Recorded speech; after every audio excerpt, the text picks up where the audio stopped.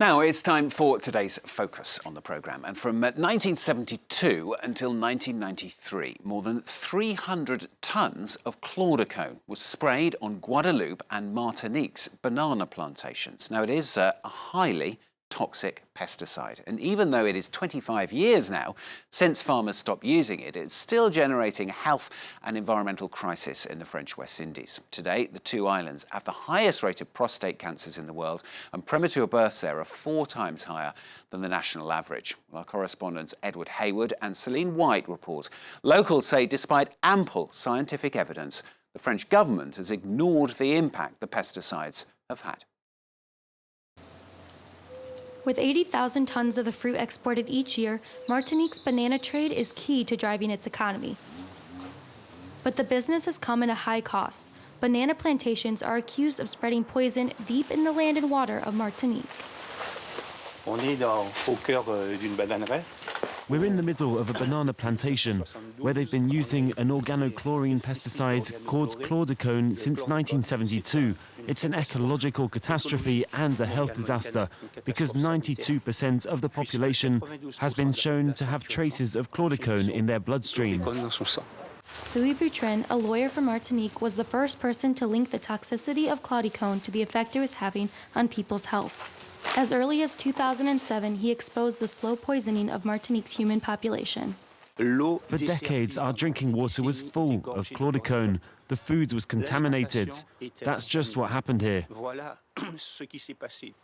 1976, the U.S. banned the use of chlordecone after scientific studies proved it was dangerous. But banana plantations in the French West Indies continued to use it until 1993. The authorities' lack of action had serious consequences for the population. According to a study from the French Institute of Health, years of exposure to chlordecone have increased the number of prostate cancer patients on the island. Martinique currently has one of the highest number of prostate cancer cases in the world. I was a farmer at the Casapolo plantation, and I developed cancer because of the level of chlordecone in my blood.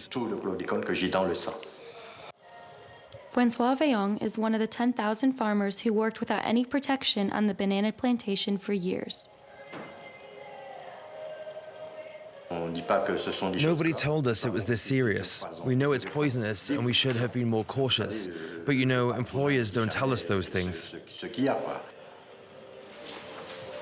A few farmers' rights associations have tried to take legal action to help victims, but they were not successful. Not a single complaint has led to a trial.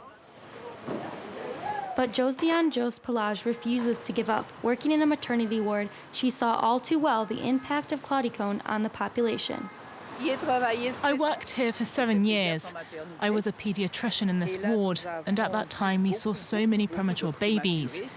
There were a lot of premature births. In 2010, she commissioned a successful study to prove the correlation between pesticide poisoning and premature births, yet nothing has changed. Of course there are studies, but the moment you move away from the theoretical side and look at the actual support that's available for pregnant women, then we hit a wall of denial. Currently, the government does not ensure health support for pregnant women poisoned by chlordecone, even though it has been proven that the pesticide has contaminated a part of the food chain in Martinique, including the seafood. Fishing has been banned in 33% of Martinique's coastal waters because of chlordecone pollution. This has had catastrophic consequences for the local fishermen. Fishing is banned all across this area. A lot of older fishermen now suffer from depression, and many young people were unable to develop their activity. There have been many tragedies because there's a family context to this. And when there was some support from the state, it was so pitiful that many were not able to keep on working properly. In an effort to help fishermen diversify their activity, the French government launched the third chlordecone plan in 2014. But of the €1.5 million allocated, only 50 fishermen out of a total of 506 were able to receive help. People need to know every time they eat a banana in France or anywhere else in the world that bananas kill. They've killed in Martinique, and we're still under the diktat of the banana here. There is currently no effective way to get rid of the chlordecone from the soil. Regardless, Abdul-Jareh continues to grow fruits on the contaminated land. He is part of the new strategy to encourage fruit exports, the Zero Chlordecone label, introduced by the Regional Natural Park of Martinique.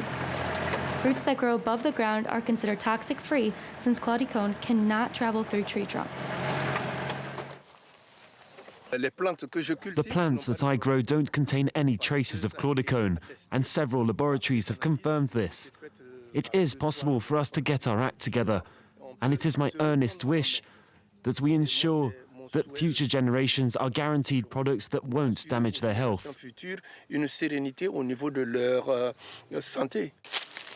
A state visit by President Emmanuel Macron in September 2018 has raised the hope of Martinique's farmers. For the first time, a French president has publicly acknowledged chlordecone poisoning in the French West Indies, and he has asked for a report to explain the magnitude of the contamination. If no viable solution is found soon, Martinique's land will stay soiled by this poisonous pesticide for centuries to come.